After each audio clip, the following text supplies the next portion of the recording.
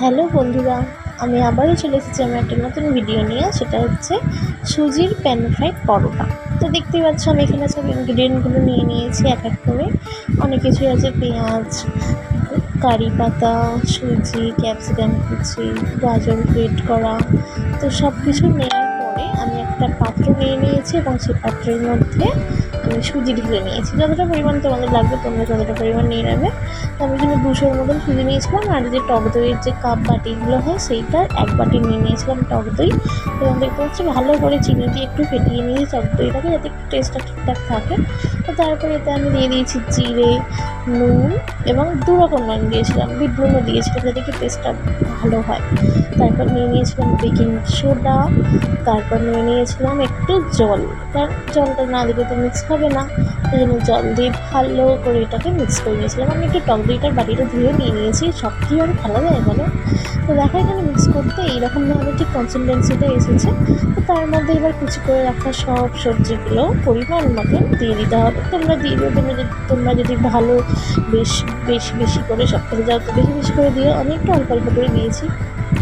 তো আমার বর চাইছিল যে দিয়ে দিই, তাই সে বেশ পুরো বাটি ধরেই সব ঢেলে দিয়েছে। একেবারে তুমি দেখতেই পাচ্ছ কী অবস্থা বলো। হয় তো দেখো, দেখে নাও এইরকমভাবেই তোমরাও মিক্স করতে পারো। আমি ভাবলাম এটা করি, কারণ আমি ইউটিউবেই দেখেছিলাম। তো ভাবলাম বাড়িতে একটু সন্ধ্যের টিফিনে করাই যায়, দেখি কেমনই খেতে হয়।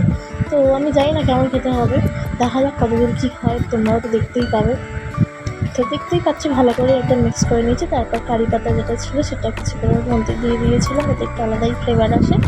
তো তারপর আমি একটু তাওয়াতে তেল দিয়ে, সাদা তেল দিয়ে এটা একটা একটা করে দিয়ে দিয়েছিলাম। বাট ব্যাড লাক, দেখতেই পাচ্ছ আমার অবস্থাটা কী হচ্ছে, ভেঙে সব একদম গোবর হয়ে গেল।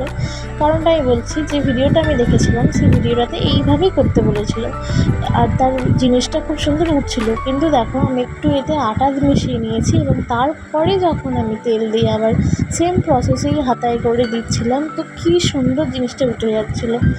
তো আমি ভাবি যে কেন এনারা এরকম ধরনেরই বলেন। তো ওনারা সত্যি যেটা সেটাই বলতে পারে যে একটু ময়দা বা আটা মিশিয়ে নেবেন, তো নিলেই হয়। আলাদা করে কোনো সাসপেন্স কিছু রেখে দিয়ে ওনারা কী লাভ পায় আমি বুঝি না। যাই হোক, আমি তো চাই সবাই আমি যেটা বানাচ্ছি বানাক, বাড়িতে খেয়ে দেখো কেমন হয়েছে। তো দেখো আমি এখানে একটা একটা করে তুলে নিচ্ছি। কী সুন্দর হয়েছে না, পুরো লাল লাল অনেকটা পেঁয়াজের মতো দেখতে লাগছে, আর খেতেও দারুণ হয়েছিল। যতটা দেখতে সুন্দর ততটা খেতেও সুন্দর। এটা বাচ্চাদেরকেও দিতে পারো, বাচ্চাদের পক্ষে এটা খুব হেলদি। তো কেমন লাগলো আমার ভিডিওটা তোমরা অবশ্যই জানিও, একটু লাইক করে দিও। টাটা।